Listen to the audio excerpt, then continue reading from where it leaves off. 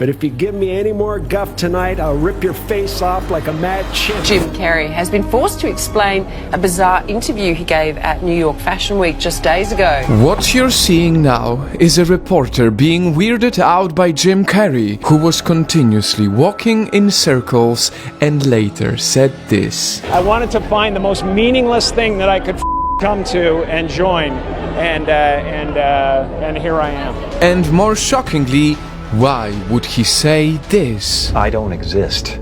So they're all characters that I played, including Jim Carrey. According to many articles, Jim Carrey is going crazy, but is that true? You know, Jim Carrey is a great character, and I was lucky to get the part. Jim believes that he has been playing a character all his life. And playing this character, it all started at home. Jim was born into a poor family. At an early age of 15, he needed to work as a janitor to help them. They couldn't afford to pay rent, so they lived in a van and sometimes pitched tents at campsites. It was a lot more messed up than I thought, apparently, according to the team of doctors. Although it was a humble way to live, Jim enjoyed his childhood. But then his mother became sick. He needed to be an adult to support his family, and he discovered exactly how to do that by playing a character. It's party time! P-A-R-T. Why?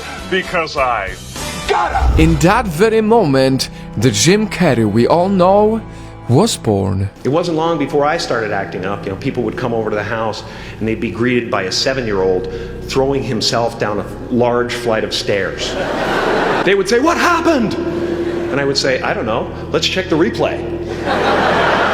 I'd go back to the top of the stairs and come back down in slow motion. Jim tried his absolute best to make his mom happy and supported his family financially. Not long after he became popular as an impressionist, a superstar was born.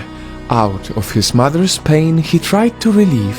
I sent a little resume in and a list of the impressions I did, which were like 120 people at that time. And when his mom died, it broke him. But he knew he needed to be strong for his father. By this time, Jim worked as a stand-up comedian. He loved doing it because it was his father's dream. My father could have been a great comedian, but he didn't believe that that was possible for him. And so he made a conservative choice.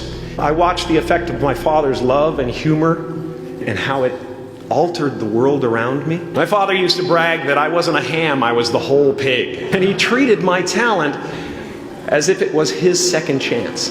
He made his dad happy, just like how he made his mom happy. But it was a life of constantly trying to make everyone around him happy. And when his father died, Jim decided to carry on and play for a much bigger audience. He worked hard to make the entire world laugh. He became Hollywood's king of comedy. His films became a huge part of our childhood, but while making everyone happy, he wasn't happy. You, I don't want to be this character anymore. I don't want to hold up this avatar that you've created in the world. It's too much for me, because I thought I was just building something that people would like. But it was a character. Playing the character most of his life, it started to alter his real self. It was slowly overtaking him. His life was like a scene that was difficult to determine when the fantasy ends and reality begins. And Jim only realized this when he reached the peak. I am at the top of the mountain, and I was, and the only one I hadn't freed was myself. And that's when my search for identity deepened. I wondered who I'd be without my fame.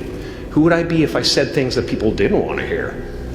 Or if I defied their expectations of me? I've often said that I wished people could realize all their dreams and wealth and fame, and so that they could see that it's not where you're going to find your sense of completion.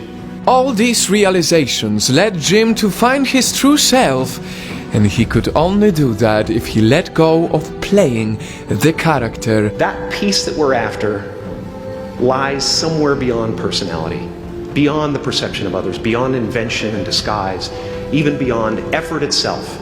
But To find real peace, you have to let the armor go. Your need for acceptance can make you invisible in this world. May this story remind you that before you try to please everyone around you, first you need to be good to yourself. Jim Carrey is not going crazy. He just stopped playing a character and became his own person. Finally, he stopped living his life for everyone around him. I used to be a guy who was experiencing the world, and now I feel like the world and the universe experiencing a guy. Because sometimes in life you need to take a risk and even be called crazy to fully embrace who you were always supposed to be. Don't let anything stand in the way of the light that shines through this form. Risk being seen in all of your glory.